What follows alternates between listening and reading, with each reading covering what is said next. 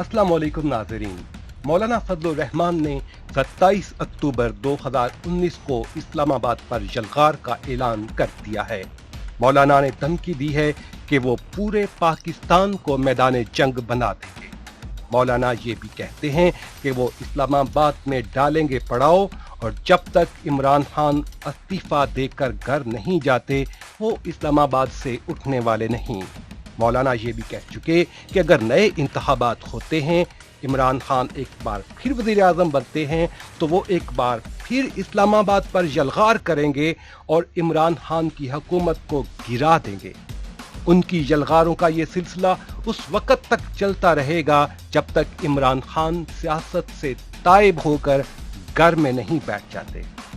आसान तरीन अल्फाज में ये कह रहे हैं कि अगर मौलाना साहब को हुकूमत में एडजस्ट नहीं किया गया, उन्हें कौमी असम्बली का मेंबर नहीं बनाया गया, बलोचिस्तान हुकूमत को रिश्वत के तौर पर उनकी फैली हुई जोली में नहीं डाला गया, मौलाना साहब के खिलाफ करप्शन के मुकदमात बंद नहीं किए गए, उनके खर्चे पानी और डीजल पेट्रोल का बोझ गरीब अवाम के सर पर लादा नहीं गया, तो वो पाकिस्तान में आग लगा देंगे, फिरका वारियत का जहर फैला देंगे और मुल्क को एक बार फिर बदअमनी की दलदल में धकेल देंगे। मौलाना साहब खड़क कर कह रहे हैं कि अगर उनको हुकूमत में हिस्सा नहीं मिलता तो वो ना खेलेंगे और ना किसी को खेलने देंगे। मौलाना साहब की नज़र में मुल्क जाए बाढ़ में, अवाम जाए जहन्नुम में।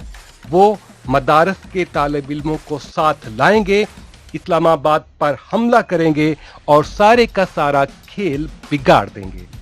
मौलाना साहब को 2018 के इंतखाबात में कुल वोटों के 2 से 3% वोट मिले थे।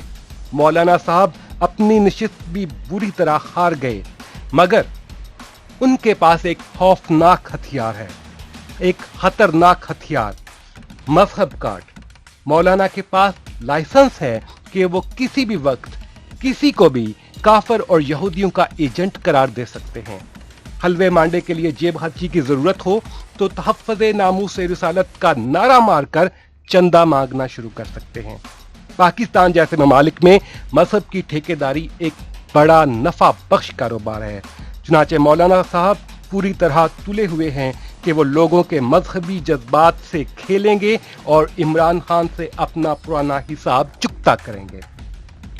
सियासत के सीने में मगर दिल नहीं होता, ये है एक मफादात का खेल। यहाँ दोस्त ही दुश्मन होते हैं। यूरोप के मौसम की तरह दुश्मन किसी भी वक्त दोस्ती का दावा कर सकते हैं। आप मौलाना की शख्सियत पर एतराज कर सकते हैं, लेकिन इस बात से इनकार नहीं कर सकते कि सियासत की शतरंज के वो एक माहिर खिलाड़ी हैं। सियासत की बिसात पर कौन सा पत्ता किस वक्त खेलना है मौलाना से बेहतर कोई नहीं जानता। दूसरी तरफ इमरान खान हैं। इमरान खान रवायती किस्म के सियासतदान हरगिज नहीं। वो उस हद तक शायद जा नहीं सकते जिस हद तक मौलाना फजलुर रहमान, आसिफ अली जरदारी और नवाज शरीफ का टोला जा सकता है। इमरान खान को दुश्मनों की कमी हरगिज नहीं। फिक्र की बात है तो सिर्फ इतनी कि बहुत सारे दुश्मन दोस्ती का लिबादा पहनकर उनके साथ खड़े हैं।